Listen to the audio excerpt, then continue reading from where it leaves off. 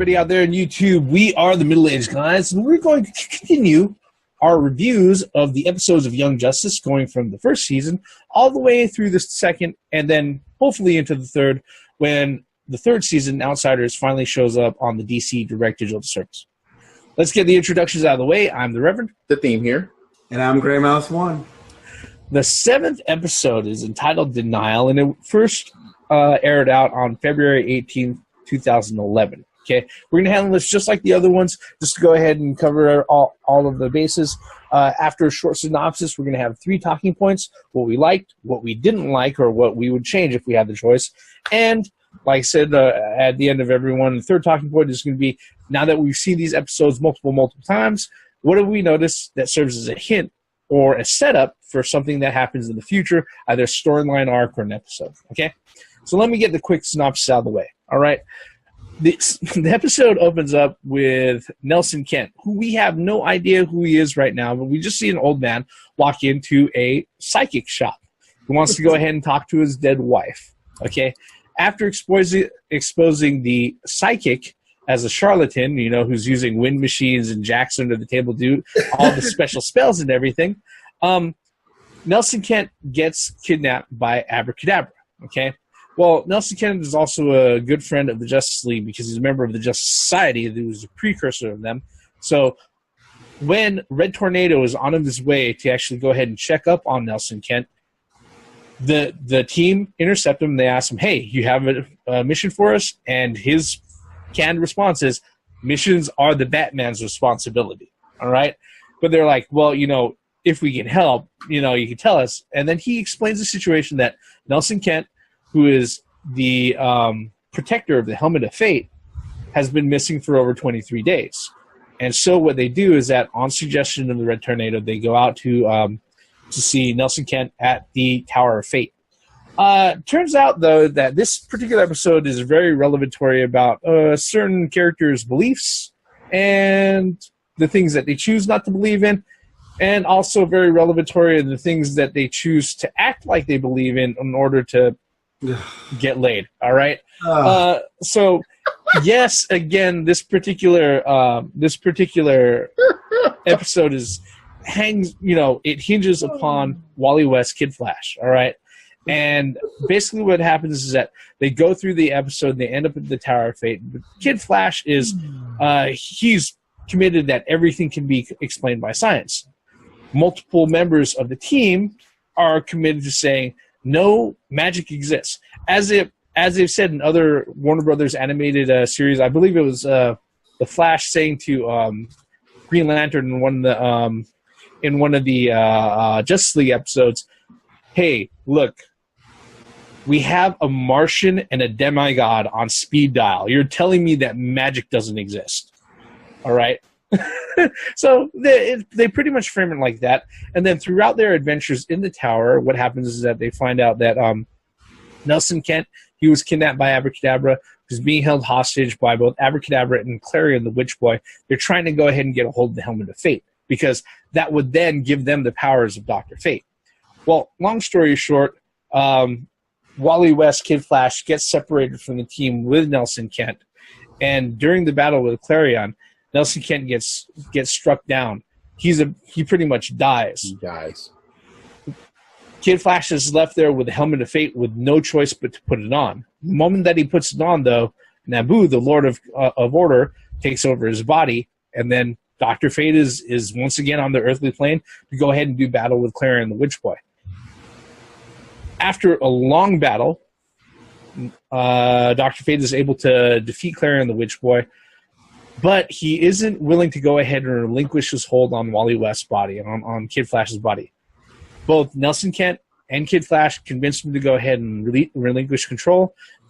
They get a hold of the Helmet of Fate, and they return to Mount Justice, being able to explain, okay, this is what happens. This is what has happened to Nelson Kent, and we're protecting the Helmet of Fate now. Okay. At the very end, it's very telling because, you know, Wally kind of falls into his old tropes to go ahead and explain what happened to him while he was wearing the helmet, and it pretty much ends right there. I think that covers everything, right? Yep. Yeah. All right. We're going to go into more detail with our particular talking points. So I'm going to open up the floor first talking point that we have, just like every other review that we've done so far, what did you like about the episode? The fact that they mentioned the precursor to the Justice League. The Justice Society, yeah. Yeah. A lot of people do not know or do not understand that before the Justice League, there were more heroes, and there were the older heroes. I like the fact that they incorporated Dr. Fate differently than what they have been doing for a long period of time, whether it be TV series or other animation. That was pretty cool. And it was more of the team growing, and it was more of the Kid Flash himself just was like, no, and trying to impress Miss Martian, but at least there was some type of character involved with him to a point. That's also a dislike, and I'm going to cover later, but that's a lot that I like about the whole show. But yeah, Gray Mouse, what about you? What did you like about the whole show? I really like the fact that they keep introducing more and more characters with each episode.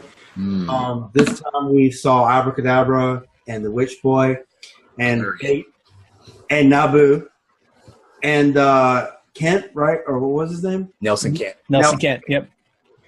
So more. I really like that, and I really like how the Witch Boy is portrayed in this one. He's a little brat. Not just a little brat, but a powerful one at that. A powerful little brat. Yep. And one other thing that I do want to mention is that they even mentioned a couple of weaknesses within two team members. While the lava pit was there, it was put out that Miss Martian was weak to that, and so was Aqualad. Yep. Well, I mean, Aqualad's a no-brainer on that. Yeah. I mean, but I guess Martian would be too, more or less. But more on that later. What do you think, Reverend? I might sound a little morbid in this, but I actually like that a character that they introduced died. All right. Now, I know this sounds really, really morbid, but I'm going to go ahead and I'm going to put it out like this, okay? First time I saw a character or anybody in animated form die on a cartoon or on TV was all the way back in 1984 with fucking Voltron, okay? I swear it was like the third episode. Yeah. It was before Sven disappeared, all right?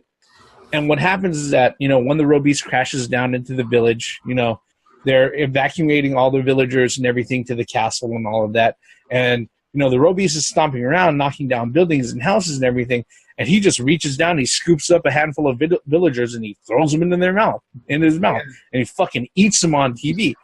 As a little kid, I was like, oh! It was pretty much that, oh, this shit just turned real moment, right? But that sort of thing kind of stuck with me, especially over like watching other cartoons.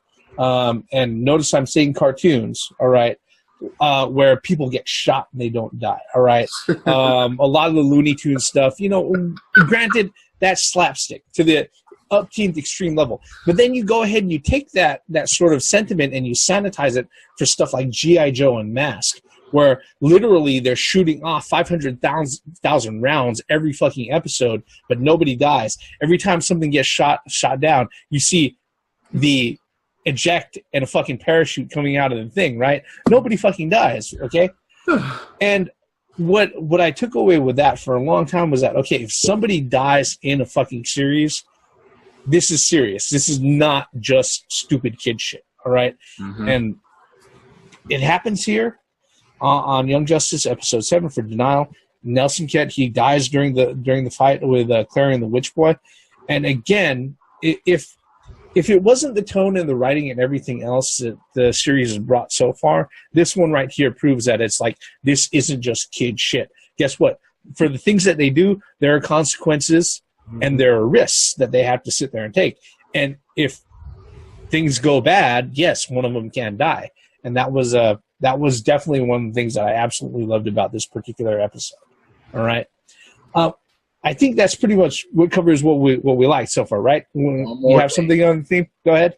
Kid Flash doesn't fucking trip and fall on this episode. damn, he doesn't trip and fucking fall. Okay. He doesn't do it physically, but let's go ahead and let's continue on. He doesn't do it physically, all right?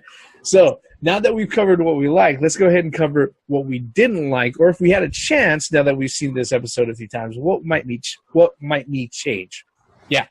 What might we change? I understand that the show episode was called Denial, but fuck Wally. Damn. He went overboard with the denial. He was in denial all fucking episode. I can understand his point of, about things can be explained through science. But damn, you mean to tell me that after all of that, after all the episode went through, he still doesn't believe in magic?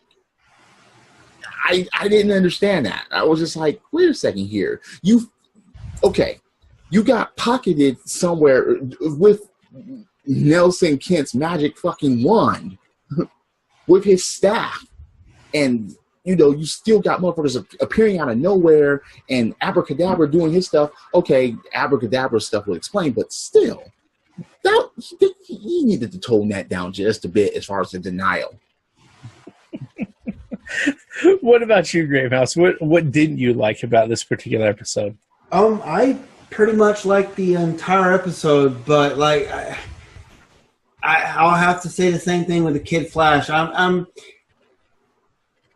really starting to get irritated with his character. Between tripping over his feet and just his. I think he's very, very, very childish. Probably the more childish out of the whole group. I think. I mean, Superboy is kind of childish, I guess, but there's a no. I'm not talking about like childish. I'm talking about his emotions, that he can't control his emotions too well. Yeah, he's immature, but then again, he's only like 6 months old, really. That was man, you blew my point, dude. That was the whole. Oh man, that's what I was going to say. No. Because go ahead, still expand on it. What you're saying, but Kid Flash. Wait, what you're saying is what is the excuse for Kid Flash? Yeah, there is no excuse. He's irritating to me now. But look who his mentor is. True, absolutely true, and it fits. But if I were to really, I can't really come up with anything, to be honest with you. I mean, I kind of wish that the fight lasted a little longer, and I felt that maybe, of course, the young Justice had the key, but what kind of killed me is like, why do you leave the key in the door? Why don't you just fucking pull the key out and then the tower will disappear again? But and then those guys would never got in. Yeah.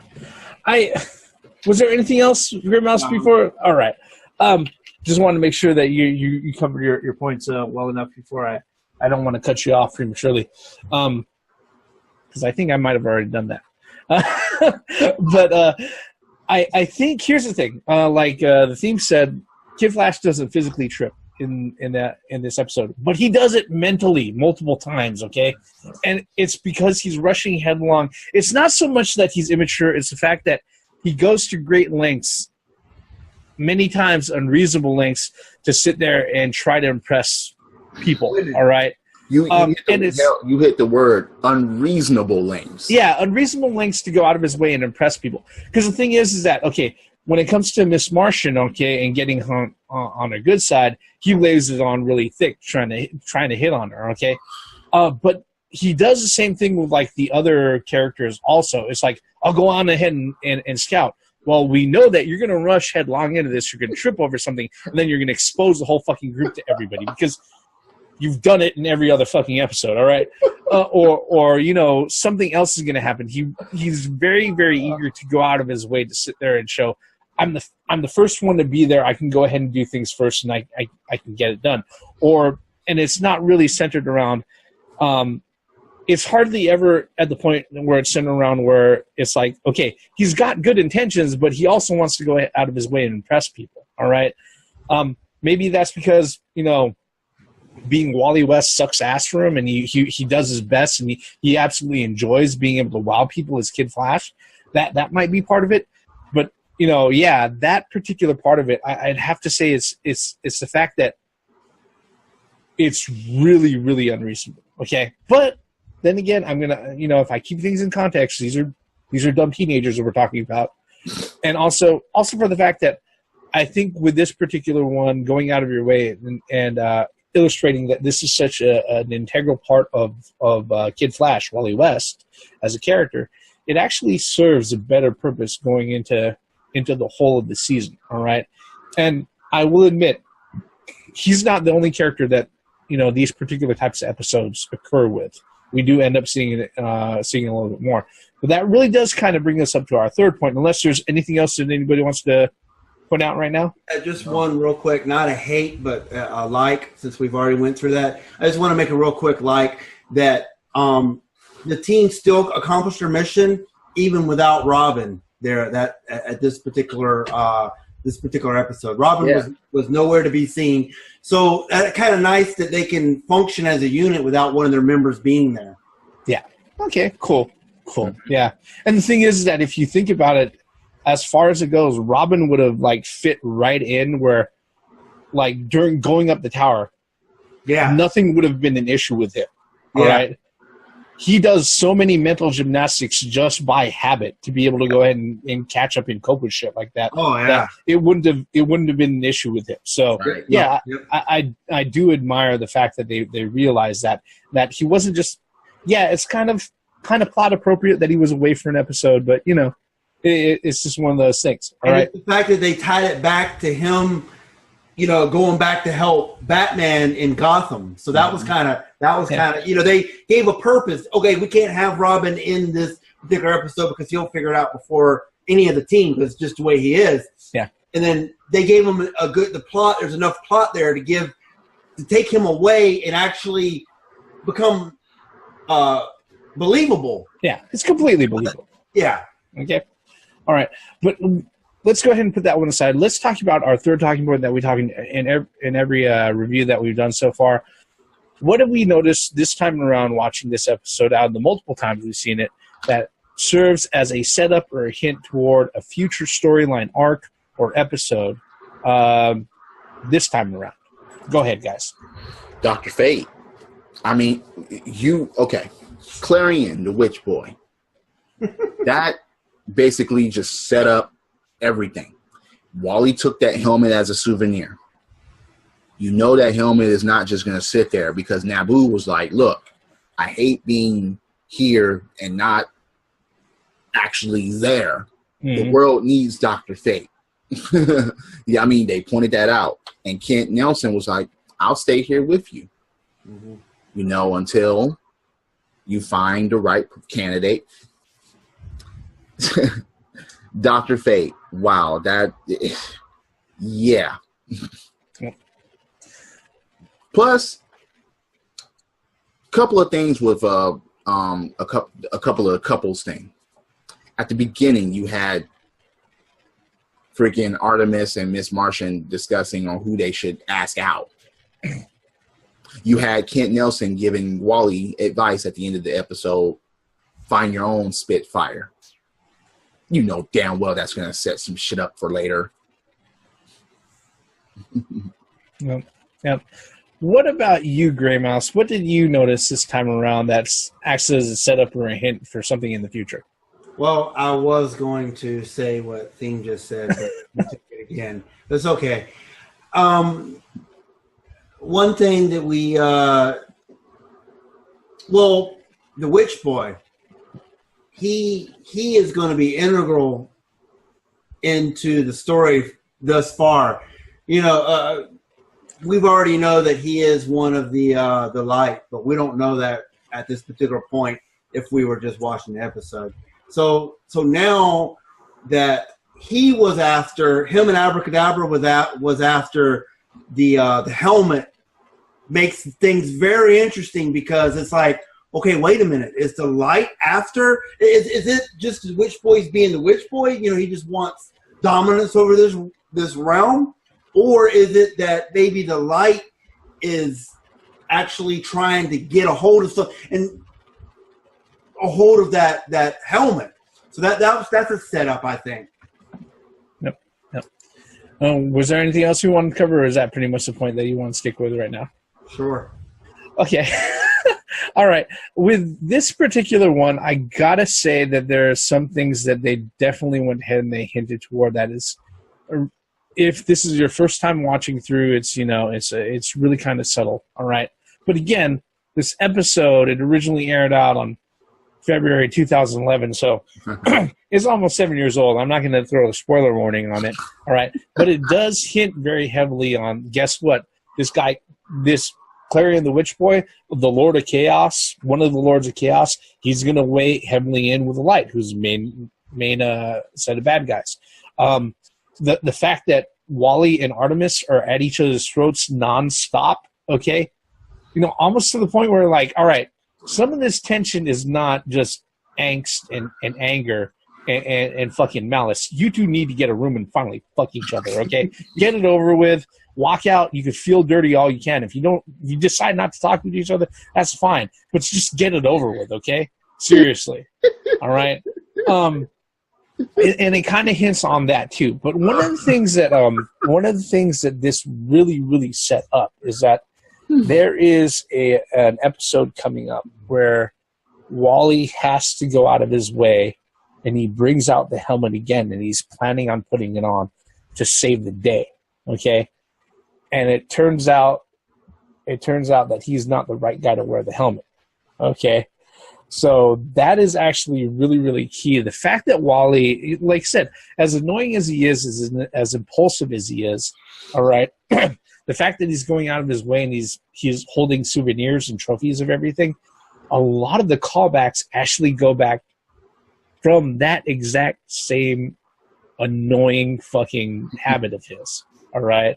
Which is one of the reasons why on the last video I said that he's like the soul of the team. All right? There's a lot of stuff, whether or not it's connected directly or spelled out or explicit, that, it happens to trickle down because of certain things that Wally has done, throughout each and every episode, And as far as his character goes for this particular one, it looks like he's it looks like he's not going to be the same hard-headed guy who sits there and sticks to one line, but then he goes after Miss Martian again at the end of the episode, and it's like, well, he's still Wally West. All right. I think that pretty much covers everything. Was there anything else that we wanted to point out about this particular episode, guys? Mm-hmm. I mean, it was a good. Go ahead, Grey Mouse. Superboy's feet went into that lava. Yeah. And it just dripped off his legs, and well, made a remark about those were my favorite shoes. He's like, those were my favorite boots. And I was like, damn, do we know his power, his full power? I mean, he just stuck his feet in the freaking lava ankle deep. Yep. At least ankle deep. Yep. Yeah. I mean, he obviously reacted to it, but there's definitely a little bit of a revelation there. It's like, just in case you forgot, he is part Kryptonian. So, I mean, even if he's not as powerful as the Superman, he's definitely really, really powerful. That was definitely a reminder that he is Kryptonian. Yeah. Then there was even at the beginning of the episode when he tripped up Aqualad and he threw him. And I like the way they actually showed how he did it, as far as placing the foot placement and actually throwing him. And he's like, Black Canary taught me that. Yeah. And, that's what's, as a whole, I know we need to wrap this up, but as a whole, watching the season up to the point that we're at now, it is all integrated and connected. That Black Canary line was way back in episode 3 or 4. So, I mean, as you're going through it, correct me if I'm wrong, I might be wrong, but it was a previous episode, 5, okay? Yep. But it was a previous episode, though. So, it's all connected. The way they're doing it is they're adding, and they're, like, reminding you other things as they go along. Like, hey, remember this part? Hey, remember this part? Hey, remember, and I love that.